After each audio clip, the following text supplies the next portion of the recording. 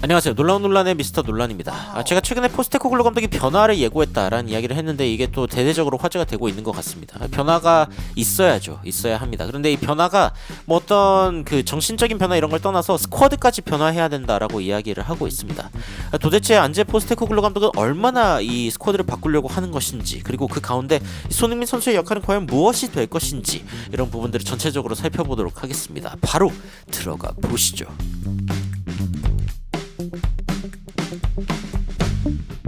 자, 토트넘과 변화 이제 한 발짝 남았다라고 이제 이야기가 나오고 있습니다. Changes afoot. 그러니까 뭐 한 발짝 거리에 변화가 있다라고 이야기를 하고 있는 거죠.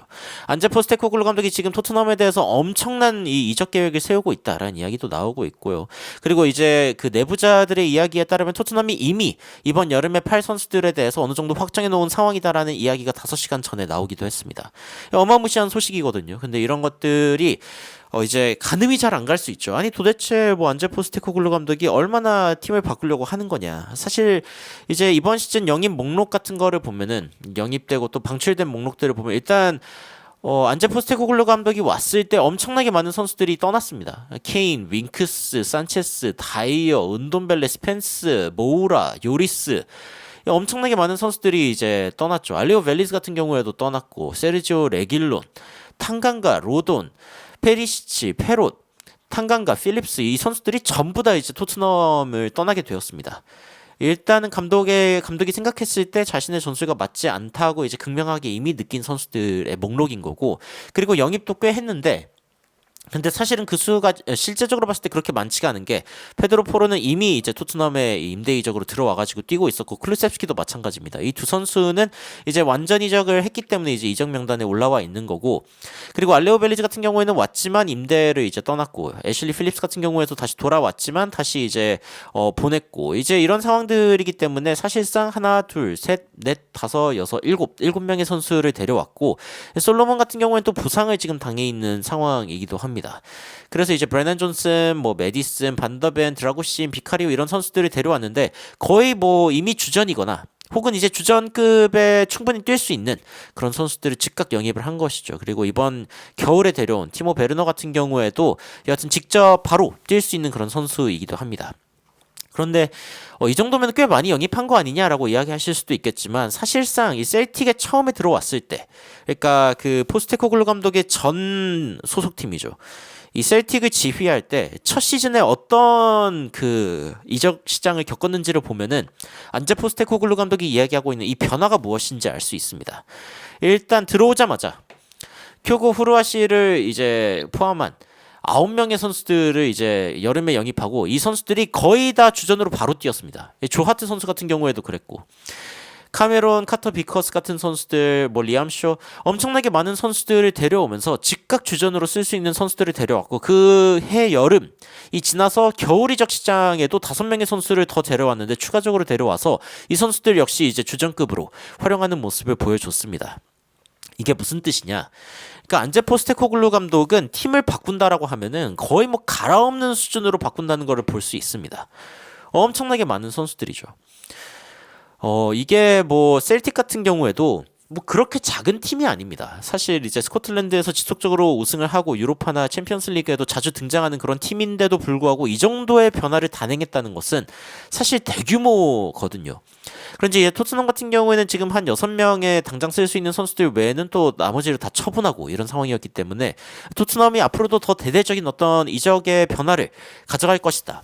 이적 시장에서 엄청나게 많은 선수들을 영입하고 또 판매할 것이다라는 것은 예상할 수 있는 부분 중 하나였습니다. 근데 지금 이제 그런 보도들이 나오고 있는 거죠. 토트넘이 누구를 팔고 또 누구를 남길지에 대해서 이미 어느 정도 지금 윤곽을 잡아놓은 상황이다라는 이야기가 나오고 있는 것입니다.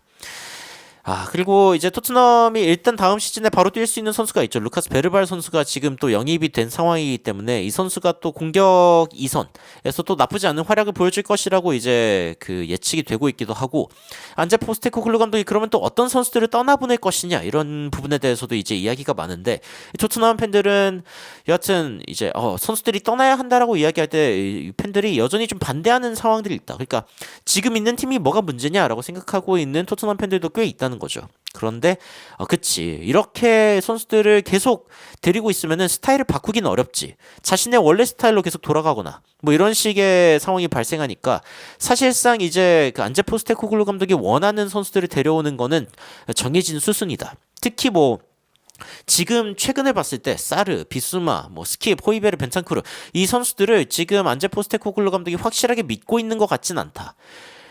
물론 재능은 있는데, 그런데 안제 포스테코글루 감독이 원하는 재능은 아닐 수도 있고, 이 공을 전개하는 속도라던가 아니면 패스를 보는 그런 능력들을 봤을 때 뭔가 약간 좀 부족하다라는 이야기가 나오고 있습니다.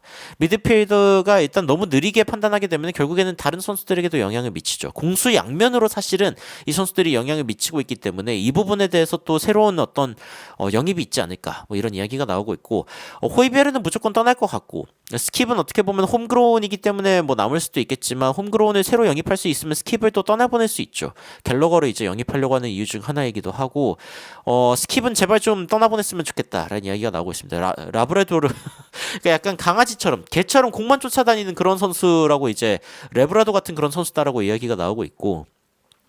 그리고 이제 이런 이야기도 나오고 있습니다. 어쨌건 이제 그 클루셉스키를 좀 떠나보내야 될 것 같지 않냐. 그러니까 뭐 나쁜 선수라고 이야기하기는 좀 어렵지만 그래도 뭐 평타 이상의 선수가 되기는 어렵지 않겠냐. 그리고 사실 클루셉스키를 지금 판매하는 건 또 의미가 있습니다. 왜냐하면 이제 돈을 좀 얻을 수 있기 때문이죠. 어쨌건 그 오른쪽에서 뛰고 있는 윙어들 중에서는 전 세계에서 이제 10위 안에 들 정도로 비쌌던 몸값을 자랑했던 이 클루셉스키이기 때문에 이런 상황 가운데 좀 어릴 때 잠재력을 보고 또 사가는 팀이 있다면 팔아도 괜찮지 않겠냐. 뭐 이런 이야기들이 토트넘 내부에서도 나오고 있습니다. 그리고 에메르송 로얄 같은 경우에는 다시 보지 않았으면 좋겠다. 뭐 이런 이야기가 나오고 있고 지금 이 시스템에서는 도저히 뛸 수 없는 선수다라는 이야기가 나오고 있습니다. 이 토트넘이 현재 데리고 있는 다양한 선수단의 이름들 중에 이 대개역을 살아남을 선수들은 사실 많지 않습니다. 이미 토트넘은 과거의 포체티노 시절부터 지금까지 오면서 벤 데이비스, 손흥민 외의 선수들은 이미 다 팔아버린 지 오래고 감독들은 이제 오고 가면서 자신들의 어떤 스타일을 팀에 이제 정착시키기 위해 엄청나게 많은 이적 시장의 그 매물들을 이제 만지작거리는데 근데 안제 포스테코글루 감독 역시 자신의 스타일을 만들기 위해서 완벽하게 팀을 바꿀 계획이 있고 셀틱 때를 보면은 얼마나 많은 선수들을 바꿀지 예상할 수 있다라는 점이죠. 토트넘에도 분명히 쓸 수 있는 선수가 있을까 이제 다양한 실험들을 해본 것 같습니다만 여하튼 마음에 들지 않는 선수들은 처리하겠다라고 생각을 하고 있는 것 같고 어쩌면 토트넘은 다음 시즌 굉장히 긴 이적 시장의 명단을 마주할 수 있다라는 생각이 듭니다. 이런 상황 가운데 손흥민 선수의 운명에 대해서 이제 또 질문하시는 분들이 많이 있을 것 같은데 이 손흥민 선수는 안제 포스테코글루 감독에게 너무나 핵심적인 스트라이커입니다. 안제 포스테코글루 감독 그리고 손흥민 선수를 실제로 이제 공격적으로 슈팅을 가장 많이 할 수 있는 곳에 놓고 싶어 하겠죠.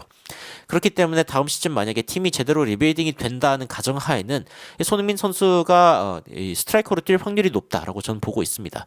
특히 이제 그 히샬리송에 대한 오퍼도 받고 있다라는 이야기가 나오고 있는 걸로 봐서는 토트넘이 이제 히샬리송을 대체할 수 있는 뭔가 손흥민과는 조금 다른 유형의 이 최전방 공격수를 영입하려고 하고 있다라는 이야기도 이제 알 수 있죠. 근데 만약에 이제 손흥민 선수를 스트라이커로 보지 않는다라고 하면은 이런 오퍼도 이제 어려울 겁니다. 그러니까 히샬리송에 대한 어떤 그 제안을 들어보겠다라고 이제 토트넘이 이야기가 나오고 있고 전체적으로 다 싹 다 갈아엎을 토트넘의 모습이 보인다라고 이야기를 할 수 있겠습니다. 여러분들은 현재 토트넘에서 이제 전해지고 있는 이야기들을 어떻게 보고 계실지 모르겠지만 실제로 안제 포스테코글루 감독에 대한 판단을 할 수 있는 어떤 가장 최적의 시점은 다음 시즌 말이 아닐까라는 생각이 듭니다. 그때쯤 되면은 이 바뀐 스쿼드로 과연 어떻게 했느냐 그리고 두 번째로는 이제 그 바뀐 스쿼드가 그 이후엔 또 어떻게 할 수 있을 것 같냐라는 좀 예측이 가능할 텐데 근데 이제 문제 중에 하나는 토트넘의 순위죠. 지금 토트넘이 5위를 기록하고 있고 챔피언스 리그를 가지 못하기 때문에 그렇게 되면 이제 그 데리고 올 수 있는 재능들 중에 최고의 재능들은 또 이제 경쟁에서 빼앗길 수도 있습니다. 그렇기 때문에 이런 부분들은 좀 아쉬운 상황이긴 하지만 또 혹시 모르죠. 챔피언스 리그를 갈 수도 있고 그리고 못 가더라도 뭐 포스테코글루 감독 정도라면은 또 좋은 선수를 데려올 수도 있지 않을까라고 이제 기대를 해봄직하긴 한데 뭐 어떻게 될지는 한번 지켜보도록 하겠습니다. 여러분들은 현재 토트넘에 대해서 어떻게 생각하시는지 굉장히 궁금한데 댓글로 의견 남겨주시면 더욱 흥미로운 외신 소식으로 찾아뵙도록 하겠습니다. 이상 놀라운 논란 미스터 논란이었습니다. 시청해주셔서 감사합니다.